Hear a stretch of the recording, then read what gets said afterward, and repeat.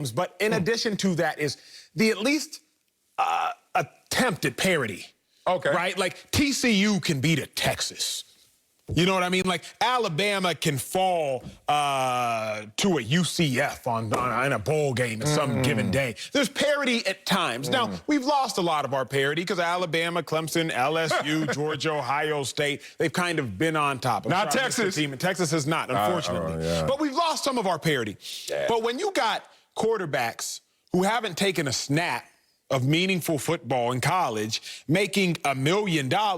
Now, why would I go play anywhere else? The average American will not earn $1 million in his lifetime. And a college quarterback can earn $1 million without ever taking a snap. If I'm a high school recruit, yep, sign me up there. Yep. Wherever they're paying that kind of money. And they're not even paying that kind of money because the income per capita in Alabama is that high. It's just that their love and passion for football is that great. That is my first primary concern.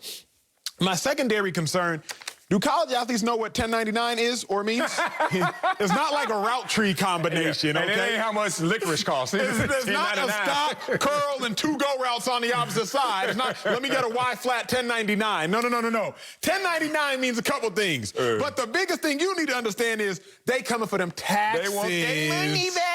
Okay, they coming for them taxes. So my college athletes, in this instance with Bryce, it's if you're earning $1 million, you're going to owe roughly 6 figures. It's hard to approximate, but you're going to owe to that IRS roughly 6 figures. And it's not illegal until you get caught. But, boy, if you get caught. Wesley Snipes. Yeah, you get sniped. So, with that being said, that's a lot to handle for a college athlete. They probably don't even know what being 1099 is. Yeah. And all of a sudden, you earn $1 million, you going to go spend $1 million. Or you going to go spend $700,000. Then you going to get that knock. Yeah.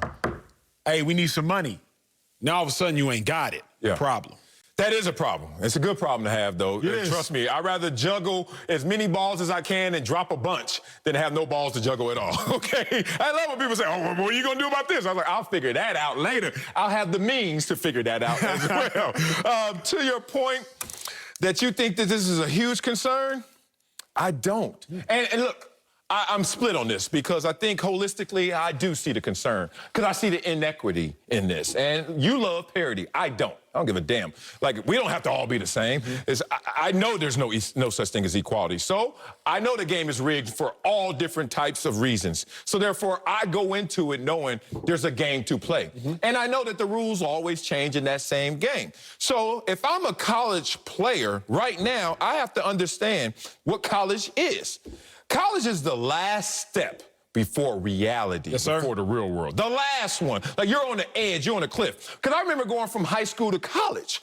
And you go to high school to college, and you're like the first day of school, the first week of school, you're the alarm clock. You got to set it. We didn't have iPhones and all that back then. We had to set an alarm clock. I was like, damn, I ain't never have to do this. Mama wake me up. Daddy wake me up. Or just my biological clock. But in college, I'm partying the night before. I ain't got no biological clock. Oh, I got practice. You have to learn all these things. You know what another thing that you're going to learn in college?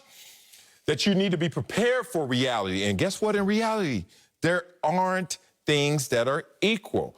So Coach Saban is not showing these guys properly how equal they are or are not. Let's talk about that. If Coach Saban was your coach, Acho, he would look you in the eyes and talk about the team. If Coach Saban was my coach my freshman, sophomore year, he wouldn't have looked at me at all because I wasn't that good. I wasn't that big. I was a little dude. I was late bloomer. And these kids know that as well. They're 5 stars in high schools, and some of them are 1 stars at Alabama. He ain't looking all of them in the eyes. He's not giving them all the same amount of equity in terms of time, attention, and space. He may try to, but you got to talk to Bryce Young, even though he's not a starter. He's going to be the starter, versus a guy who's incoming, who you know that you're going to redshirt. You don't talk to that guy at the same depth and the same lengths. So, to me, this is a microcosm of the real world. This is a microcosm of what your behaviors are currently, Coach Saban, currently Alabama, which is it's an uneven playing field. Get used to it. Bryce Young gonna make millions. Some of y'all gonna make crumbs. Welcome to the real world. That's a great point. But let me not even push back. Let me push here. Okay. My other fear with college athletes being paid in the manner in which Bryce Young is college athletes have been broke, but college athletes haven't gone broke. My fear is now college athletes might go broke. Let me just give you a case study. Yes. Let's use Jalen Hurts. Jalen Hurts, his rookie year at Alabama, he breaks the Alabama record for touchdowns in a single season with 36. Jalen Hurts would have been paid. Sophomore year, again, he goes 13-1. He still would have been paid, but then who takes over in the last game? Tua Tagovailoa. By Jalen Hurts' junior year, he was an afterthought. So say Jalen Hurts' freshman year is making $1 million in earnings. Sophomore year making $1 million in earnings. So what's he going to do? Obviously going to go buy a house, probably buy a car, invest as he should, and live well as he should. Yeah. But now he's anticipating making $1 million, maybe $2 million his junior year, but he gets beat out. So now that he's beat out, what's he to do? He's still got a mortgage payment, but now people don't care about his jersey. They want Tua's jersey. Now, this Jalen Hurts in this case study of the example I'm using, now he's dealing with, I was just used to making $1 million, and now I'm making $100,000. They don't want my jersey anymore, but my mortgage is still $8,000 to $12,000 a month. My car note is still $3,000 a month. My phone bill, etc. I'm still feeding my family. Now I, a college player, am going broke. That's the other fear at hand, because you got the transfer portal is more lively than ever. College athletes go from starting to being on the bench across multiple programs, and I think they might have to deal with that prematurely. Man, you went there. I want to go there with you. Because I learned this through experience, not through study, that people always talk about athletes going broke, athletes going broke. That's not why you go broke because you're an athlete. You go broke because of your age in which you acquire that money. So what you're talking about is, how do you protect an athlete at this age? You have to do it what I call the AAA.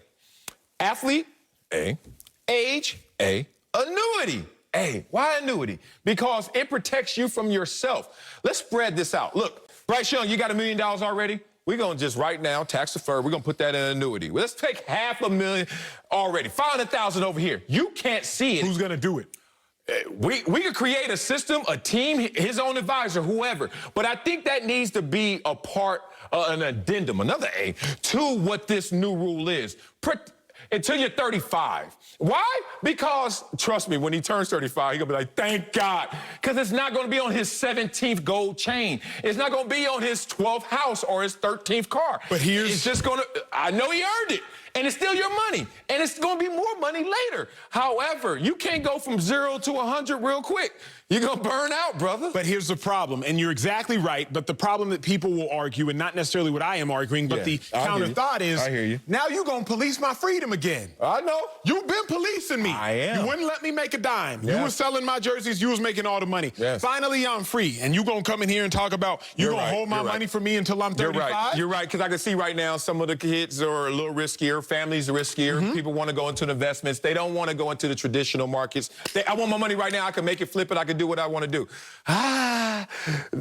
Let's protect them from themselves a little bit. Let's be cornermen, but great conversation. Coming up, everything seems fine in Seattle now. But we'll tell you.